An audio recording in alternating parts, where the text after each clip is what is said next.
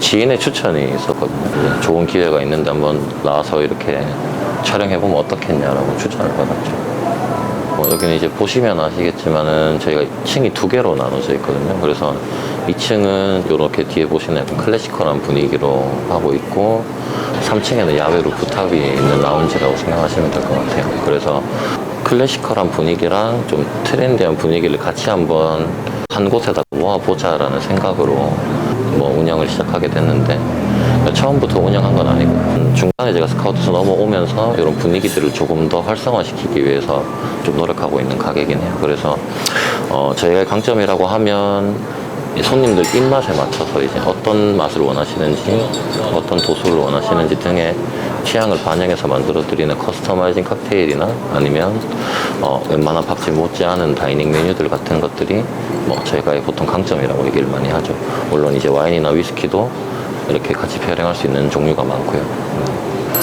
이게 원래 성격이 어릴 때부터 좀 하고 싶은 거를 해야 되는 성격인데, 원래 대학교 전공은 정치학을 전공을 해서 사실 아무 관련이 없는데 이게 공부를 하다 보니까 이게 진짜 하고 싶은가라는 고민이 들더라고요. 그래서 제가 싫어하는 거랑 좋아하는 걸 추리다 보니까 제일 좋아하는 것들을 해보자 해서 남았던 항목이 이제 술이랑 사람이랑 음악이었어요. 그래가지고 동시에 할 수 있는 일이 뭐가 있을까라는 고민을 하다 보니까 카페 일도 해보고 이런 이벤트 회사 같은 데서도 일해보고 근데 했는데 제일 재밌던 일이 이거였어요. 그래가지고 이제 곧 이 생각이 든 이후로 학교를 좀 정리하고 이제 바로 전선에 뛰어들었죠. 아무래도 제가 직업을 이렇게 구할 당시에는 대부분 동성로에 바가 집결돼 있다라고 해야 되나 이런 느낌이긴 했어요. 물론 정보력 부족일 수도 있겠지만 다른 동네에서 바를 구인한다는 얘기는 거의 못 들었거든요. 그래가지고 원래는 집 근처에서도 하고 싶었는데 없으니까 이제 시내 나오게 되고, 그렇게 시내 나와서 하다 보니까 지금까지 여기서 일을 하고 있는 거죠. 일단 아까도 말씀드렸다시피 저는 중간에 스카웃을 받은 케이스인데 어떻게 기회가 돼서 이제 오너 바텐더까지 지금 하고 있는데, 처음에는 지금처럼이라고는 말 못할 것 같아요. 좀 기복도 심했고 중간에 코로나 상황도 있었고 물론 그렇지만은 지금 다행스럽게도 장사가 좀 그래도 된다라고 생각을 하는 거는 저뿐만이 아니고 이제 직원들의 노력이 사실 많이 커요. 저도 물론 오너 바텐더고 대표로서 열심히 해야 되지만 직원들이 밑에서 열심히 안 받쳐주면 제가 혼자는 절대 못할 사이즈거든요. 그래서 저는 직원들이 정말 열심히 했다라고 생각을 해요. 그래서 지금 좀 이렇게 되지 않고 있나라고 생각을 합니다. 그렇죠. 공부는 사실 쉬지 않고 지금도 하고 있어요. 그래서 뭔가 설명을 해드리거나 알려드리는 부분에서 조금 더 매끄럽게 하려면 분명히 많이 알고 있어야 되니까 이제 그런 부분에 계속 공부를 하고 있고, 사실 술은 성인이 돼서 먹었어요. 물론 아무도 믿진 않으시는데 쉽게 말하면 약속이죠. 부모님과 약속을 했던 게 이제 졸업할 때까지는 미성년자가 하지 말아야 될 건 하지 말자, 이런 약속이 있어가지고 그것을 지켜내고 20살 되면 술을 처음 접했는데 괜찮은 거예요. 그래서 처음엔 당연히 소주, 맥주 이렇게 편하게 볼 수 있는 걸로 시작을 하다가 자연스럽게 와인, 위스키를 먹게 되고 칵테일을 먹게 되면서 조금 관심이 커지다 보니까 이게 이걸로 뭔가 더 해보고 싶다라는 생각이 들었죠. 그래서 지금 이걸 하고 있고요. 사실 이거는 제 꿈도 있지만은 저희 부모님의 꿈이죠. 그래서 4년제를 졸업했으면 좋겠다, 혹은 강단에서 교직을 했으면 좋겠다라는 부모님의 꿈이 있었어요. 그런 부분하고 이 바텐더라는 직업을 가지고 저희 식구들이나 혹은 직원들의 부모님들이 보셨을 때도 저 친구가 단순히 그냥 술을 만들고 술을 판매하는 사람만은 아니구나, 확실히 비전을 가지고 있고 이것들을 증명하고 싶은 욕심이 생기더라고요. 그래서 새로 대학교를 다니게 되기도 하고, 그런 과정에서 실무 경력이 있으니까 한번 강의를 해보는 게 어떻겠냐, 그래서 제안을 받았죠, 교수님한테. 그래서 항공과나 호텔 관광이나 이런 데 강의를 가기도 하고요. 그래서 군구청이나 이런 공무원분들 대상으로 목테일이라고 해서 무알콜 칵테일 강의 같은 것도 하고, 또 그렇게 하다 보니까 고등학교 친구들이 무알콜 칵테일 클래스를 신청을 하게 되고, 이 직업에 대한 진로에 대한 부분 이런 것도 상담을 해주거나 약간 도움을 주거나 하는 기회가 많이 생기더라고요. 지금 강의는 실무 강의, 대학교에서는, 그리고 공구청이나 일반인들 대상으로는 홈텐딩 강의라고 해서 집에서 할 수 있는 칵테일 강의라든지 혹은 무알콜로 만들 수 있는 칵테일에 대한 강의 같은 거를 하고 있어요. 네. 아무래도 그런 것 같아요. 한국 사람들은 약간 같이 곁들이는 걸 되게 중요하게 생각하시는 것 같아요. 소주를 마셔도 어떤 안주, 맥주를 마실 때 어떤 안주, 와인을 마실 때 어떤 안주. 유독 좀 한국 사람들은 많이 그런 부분들을 중요하게 생각하시는 것 같아요. 저도 술을 먹을 때 좋은 안주가 있으면 당연히 더 맛있게 먹을 수 있을 거다라는 생각을 하고 있거든요. 그래서 이렇게 회의를 하고 결론을 도출해 본 결과 지방에 조금 더 힘을 줘도 되겠다. 그러다 보니까 요즘에는 오히려 식사를 하러 오시는 분들도 계세요. 그래서 이렇게 주방에 힘을 준 게 잘한 것 같다는 생각이 들더라고요.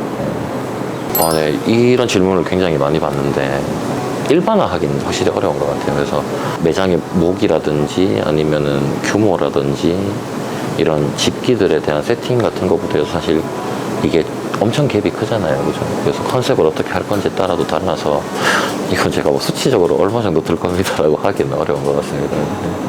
이제 코로나 처음 창궐 했을 때부터 지금 이제 거의 끝나가는 이 시점까지 장사를 하고 있는데 처음에는 진짜 약간 좀비 아포칼립스 같은 거리였어요. 길에 사람이 아무도 없고 심지어 가게 들어올 때도 눈치를 보고 들어오시고 이게 막 혹시나 감염자가 있을까라든지 직원들이 마스크를 조금이라도 내리지 않을까라든지 이런 것 때문에 나가시는 분도 있었어요. 그러다 보니까 아무래도 처음에 장사가 너무 힘들었어요.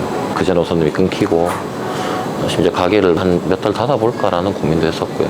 근데 딱 2, 3일 정도 쉬면서 생각해 보니까 이게 기회일 수도 있겠다라는 생각이 들더라고요. 그래서 제 사업 파트너분들과 회의를 하고 이거는 기회다. 그럼 우리가 내적으로 정비할 걸 하자. 라고 해서 그 시점부터 저도 이제 학교 공부를 시작하고 강의 같은 것도 나가보고 어떻게 보면 조금 가게 내부 시간이 줄어들고 외적인 시간이 늘어나는 거니까 다른 거에 투자할 시간이 생겨서 투자하다 보니까 자연스럽게 그 와중에 더 알려지게 되고 주변 사람들이 여기는 계속 열심히 활동을 하는구나 하다 보니까 정말 다행스럽게도 크게 막 손해를 봤다 이런 정도는 아니었던 것 같아요. 잘 버텨낸 거라고 생각을 하거든요. 이게 천차만별이에요. 그러니까 싸게 먹을 수 있는 술도 있고요. 물론 그이들의 품질이 떨어진다거나 이런 건 아닌데 싸게 들어오는 술도 있고 비싸게는 한 잔에 몇십만 원, 몇백만 원 하는 술도 있어요.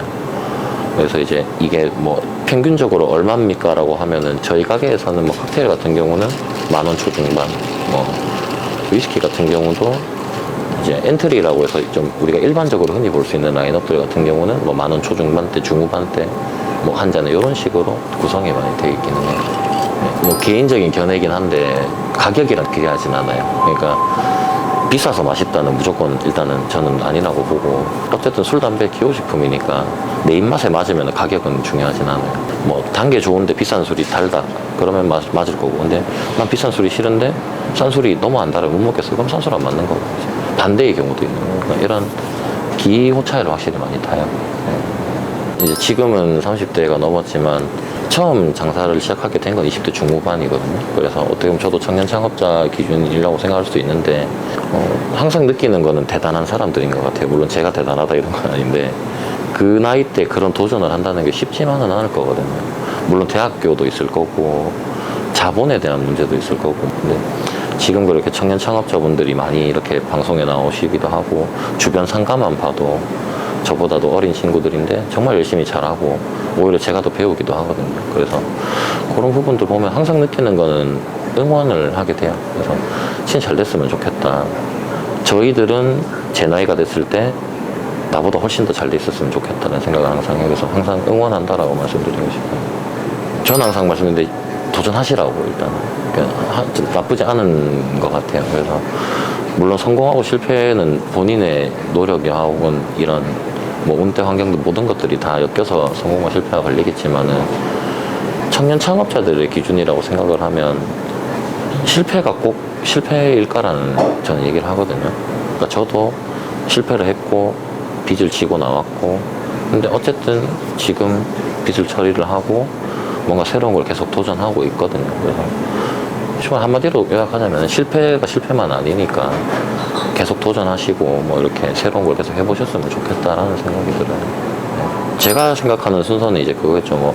물론 이제 이런 창업에 대한 조건에서 목을 잡고 시장 조사를 하고 그 다음에 내가 어떤 평소에 가게를 할 것이 이런 것들은 당연히 해야 될 건데 그런 게 정해졌다는 가정하에 내 거를 이제 펼친다고 생각을 하면은 내가 하고자 하는 컨텐츠에 대한 공부를 더 많이 하셔야 될 거고 그리고 저는 약간 뭐라 그럴까, 크게 전체적으로 보는 것도 중요한데 어쨌든 장사를 하게 되면 내가 이 안에 있는 것들을 관리를 하게 되니까 안에 있는 것들에 대한 집중을 좀 많이 하는 게 좋은 것 같아요. 그러니까 말씀드린 컨텐츠 혹은 가게를 하게 되면 인테리어 뭐 청결 상태 혹은 직원들의 운용이라든지 뭐 시스템적인 부분들을 좀 잘 잡아두고 시작을 하면 조금 좋지 않을까라고 생각을 해요.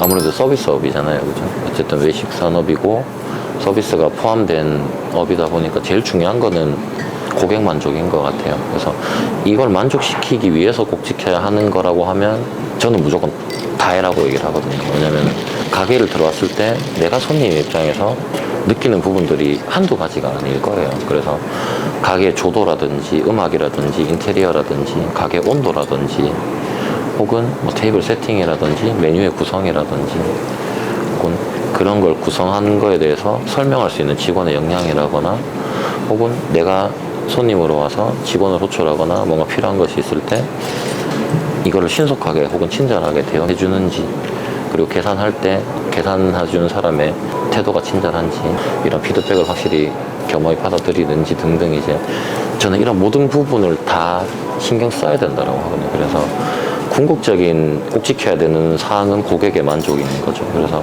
들어올 때 내가 기분 나쁠 수도 있어요. 왜냐면 들어오기 전에 뭔 일이 있었을 수도 있으니까. 근데 나갈 때만큼은 기분 좋게 나가게 만들어 드리자는 꼭 지키는 거예요.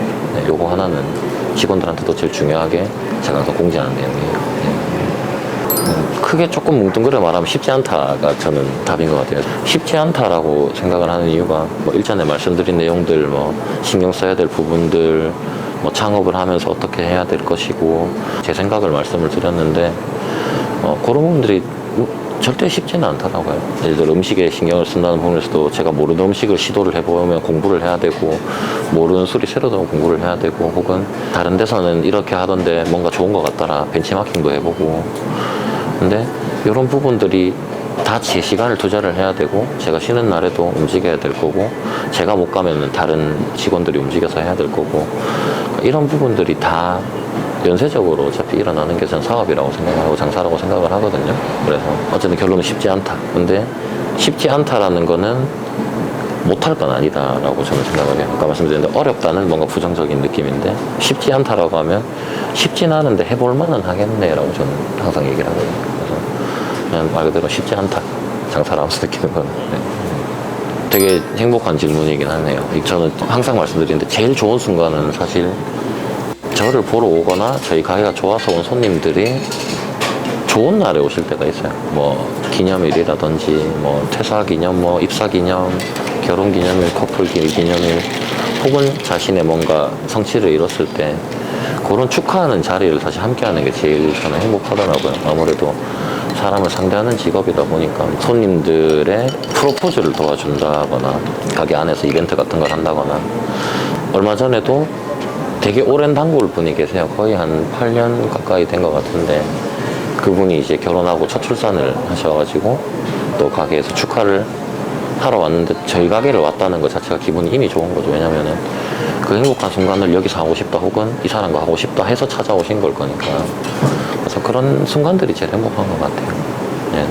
이게 되게 웃긴 얘기인데, 제가 큰 일엔 덤덤해요. 근데 작은 일에 굉장히 좀 이렇게 막 치이는 편이거든요. 그래서 막 사업이 힘들거나 재정 상태가 좋지 않다거나 뭐가 안 좋을 때는 우리 할 수 있어, 이겨내보자 하고 항상 하는데, 되게 웃긴 게 그 조그만한 찰나의 후회를 한 번씩 할 때가 있었어요. 지금은 아니다만 예를 들어서 사업 파트너라고 회의를 하는데 기분이 언짢은 거죠. 이제 내 말에 반박을 하다니 약간 이제 그럴 때 이제 약간 했으면 안 되나, 그냥 이럴 거면 뭐 혼자 하는 게 낫지, 이런 식으로 옛날에 생각을 했었거든요. 지금은 이제 왜 그런지 알고, 그 사람들이 왜 이렇게 말하는지 알고, 저도 왜 이렇게 말을 해야 되는지 아니까 사람이다 보니까 잠깐 언짢고 후회되나 이거? 라고 고민할 때 있는데, 지금은 후회되진 않아요.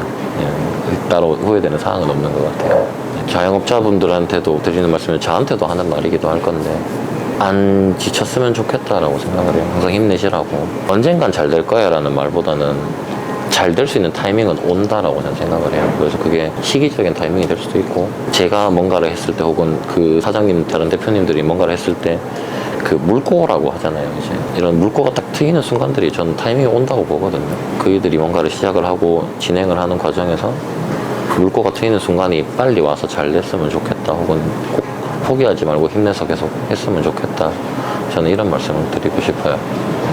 지금 같이 일하는 식구들한테 하고 싶은 말이 좀 있긴 한데, 저도 완벽한 대표가 아니고 그래서 그런 부족함이 많은 대표긴 해요. 사실은 저도 막 되게 성격이 널널한 편이기도 하고 그렇게 꼼꼼하지도 않아요, 사실은. 근데 그런 것들을 다 이렇게 묵묵히 뒤에서 이렇게 백업해주는 식구들이 되게 지금까지 버티고 있는 친구들이거든요. 그래서 버틴다기보다는 물론 같이 가는 거긴 한데, 저도 더 열심히 해가지고 올라오는 친구들을 계속 더 좋은 자리로 만들어 줄 거고, 저도 더 좋은 자리로 올라가야 될 거고, 뭔가 식구들한테도 이런 말을 해주고 싶긴 해요. 그래서 계속 따라온다고 고생 많고, 저도 따라온 친구들 이렇게 잡아주려고 계속 노력을 할 거기 때문에 계속 이렇게 믿고 서로 이렇게 일적으로 비판할 건 하고, 뭐 사적으로는 다 그런 감정 없이 공공사사 확실히 하면서 계속 사업을 잘 풀어나갔으면 좋겠다고, 힘내줘서 고맙고 계속 힘냈으면 좋겠다라는 말을 하고 싶어요.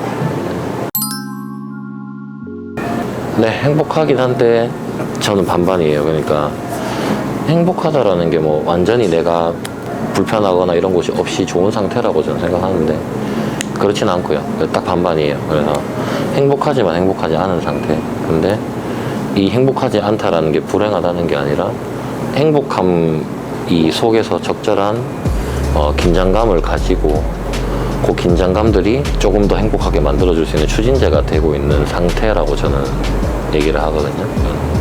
그래서 행복하다라는 질문에는 반반이다, 저는 이렇게 생각을 해요. 조금 막연하긴 한데요. 장난으로 얘기를 하는 것들 중에 하나가, 구글이나 네이버에 제 이름 치면 바텐더란 직업으로 프로필이 뜨게 만들 거다, 이런 얘기를 많이 하거든요. 그래서 직원들끼리도 약간 행복한 상상을 하는 거죠. 진짜 연예인처럼, 누구 유명인처럼 바텐더란 직업으로 이렇게 내 이름을 검색했을 때 나오는 사람이 되자, 이렇게 저는 꿈을 잡았는데, 그래서 이건 개인적인 거고, 조금 더 직업적인 얘기를 하자면은 이 칵테일에 대한 저변화가 확실히 잘 돼 있는 상태를 만들고 싶어요. 그래서 누구나 칵테일을 먹었을 때 좋지 않은 인식이 없는 상태. 제가 처음 일을 시작할 때만 해도 어른들 세대에서는 갈 길 없으니까 술집 하는 거 아니냐, 공부 못하니까 술집 하는 거 아니냐, 이런 얘기를 정말 많이 들었거든요. 그래서 이 직업이 그런 직업이 아니라 누군가한테는 행복함을 제공할 수 있고 누군가에게 편안함을 제공할 수 있는 직업이다, 이렇게 인식을 해주셨으면 하는 바람이에요. 그리고 그 인식이 많이 퍼졌으면 좋겠네, 이런 게 꿈인데, 하루는 이제 외국인 친구들한테 제 직업에 대해 물어본 적이 있었어요. 그래서 야, 너희 바텐더 어떻게 생각해? 이렇게 얘기를 하니까 자기들이 말하기를, 우린 바텐더 너무 좋아, 내가 일을 하고 퇴근해서 행복한 공간이 될 수 있게 만들어주는 사람이야 라고 얘기를 하더라고요. 물론 되게 포괄적이었는데 그때가 되게 감동적이더라고요. 그래서 한국에서도 아직까지는 그런 인식들이 남아 있으니까 그런 얘기를 들었던 거겠죠. 그래서 그런 부분들이 좀 없어지기를 바라는, 혹은 그런 걸 하기 위해서 계속 이렇게 이 일에 정진하는 게 제 목표예요. 네.